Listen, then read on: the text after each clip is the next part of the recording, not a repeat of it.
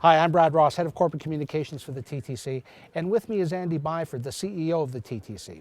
We're here at our Transit Control Centre, the nerve centre, if you will, of subway operations here in Toronto. And we want to talk about an important piece of that operation, and that is subway maintenance.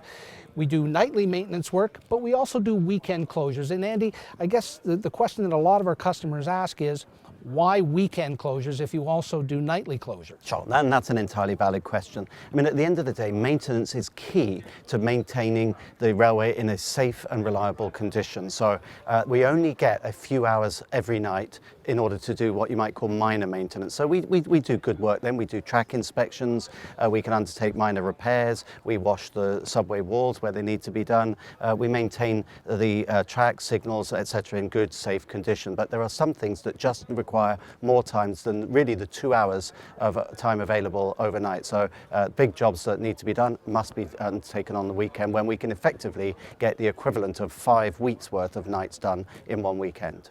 Well, that's an important point, Andy, and we do weekend closures really for two reasons. One is for state of good repair and track replacement work that can't be done overnight, as you say. The other is automatic train control. Let's talk about the first piece, the state of good repair. Right, sure. Well, the context here is our subway is safe, but it's becoming increasingly unreliable as it gets older. I mean, at the end of the day, people think we have a new subway here in Toronto, and it's actually really middle-aged. The core section of Line 1 dates back to 1954, so it's over 60 years old. And Line 2, Bloor-Danforth, that's now just reached its 50th anniversary. 1966 is when it opened.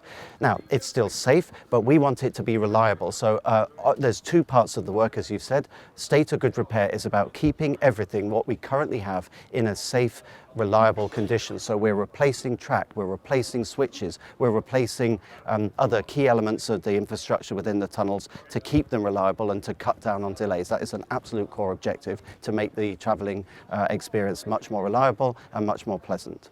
And of course, the system needs to be safe, not just reliable. That is job number one. That absolutely, we must maintain the safety of the system, not only for our customers, but also for our employees who work on and about the track. So that will always be our number one priority. We want to maintain the TTC's enviable safety record.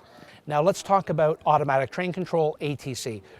Big changes happening, modernizing the signaling system, and that takes time, and that requires weekend closures, of course. It does, but I'm hugely excited about this. This will be one of the most transformative projects that we ever undertake on the TTC, because we are progressively replacing the signaling on Line 1, moving away from a conventional, what's called a fixed block signaling system that has limited line capacity, to a state-of-the-art communications-based train control system that in layman's terms mean you can run more trains safely closer together. So not only will reliability be completely transformed, we will ultimately be able to run more trains, and that enables us to keep up to pace with the ever-growing ridership on the TTC.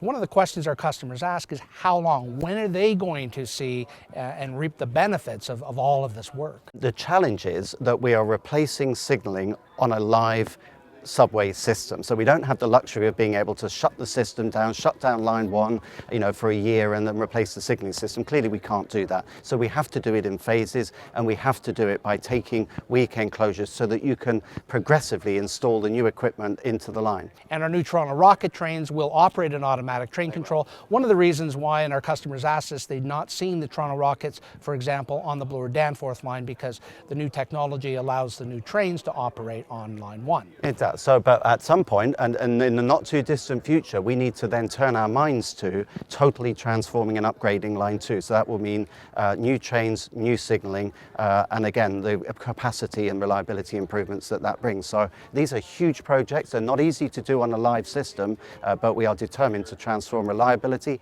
and capacity at the TTC subway network. And of course, this is all for the benefit of our customers and the public who use the TTC. Let's move now to the customer service piece and all of the work that we do then to accommodate our customers during these closures. Well, again, we don't take these closures lightly. We know that customers find it inconvenient to have to transfer onto a bus, and we do apply a methodology within the company where we challenge our infrastructure teams. Do you really need that closure? You know, if you can convince me and convince my executive that it's absolutely essential, then that's fine. So when we do agree to a closure, we make sure that there are plenty of customer service staff on the stations to provide directions, that signage is excellent, but also that there is a very good bus shuttle operating to replace the subway. And that means working with the city to make the bus shuttle run as smoothly as possible. For example, limitations on parking and rephase traffic lights are all things that we do to make the shuttle service run well. Yeah, coordination of all of these things with our partners at the city, at Toronto Police, are critical. So shuttle buses and a whole team, in fact, is responsible for subway closures and getting customers to where they need to go, and communications, of course. That's right. I mean, we have set up a dedicated team to do just that because we want to minimize the impact and inconvenience on our customers. It will be worth the wait, because the only way that we can truly transform reliability and add capacity is if we replace the signaling system and we build for the next generation. So I really do appreciate customers' patience while we undertake this work. I guarantee you it will be worth the wait. And Andy, as you said, it is a big inconvenience when we close the subway. Even if it's just a portion of the subway, we never close a whole line. But we want to make sure that our customers are aware of not just why, but when. So take us through some of the methods we use to communicate. Yeah, they are extensive. I mean, we use social media extensively. We send out tweets, we send out e-alerts, we make public address announcements the week before a closure happens across the TTC network. We make use of our page in the 24 Hours newspaper. We make sure staff are briefed on what changes are coming up. I want to make sure that customers are aware that there will be a closure, so it's not a nasty surprise when they turn up on the day. But then also, as we said earlier, to then make sure on the day that the shuttle works very smoothly. It's really important to us. And on that shuttle, one of the things that our customers have told us and that we have listened to and are be implementing this year through closures will be only stopping at subway stations, not in between. Absolutely. Well, we try to be. Our mantra is to be customer-led and customer-focused. So customers have said that it's annoying to then get on the shuttle bus that stops at regular bus stops all along the route. It should replicate the service that it is replacing, so it should only stop at the subway station. So that's what we're doing. We listen to our customers. We put a bit of science behind this, and we try to always look at it through a customer lens. In other words, to make sure that there is a viable alternative for customers, be that the shuttle,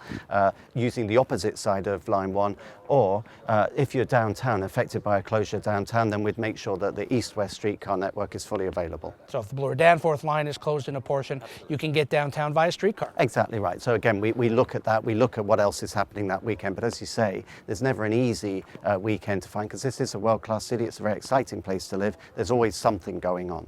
So to recap, Andy, we do subway maintenance in the evenings and overnight to do those minor kinds of repairs that we can get to, and then weekend closures to really build and modernize a brand new TTC. That's right. And ultimately, I've set my operating team an objective over the next 5 years of cutting subway delays by 50%. Now, a lot of that can be done by basic attention to detail and by getting to the root cause of delays and eliminating them, fixing problems before they occur.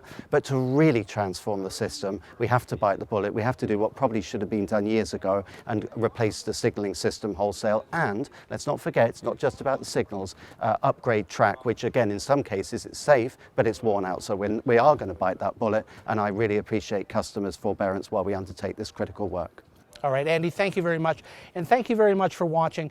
You can always get more information from our website at ttc.ca or our customer service center, which is open 7 days a week from 7 a.m. to 10 p.m. at 416-393-3030. Thanks for watching.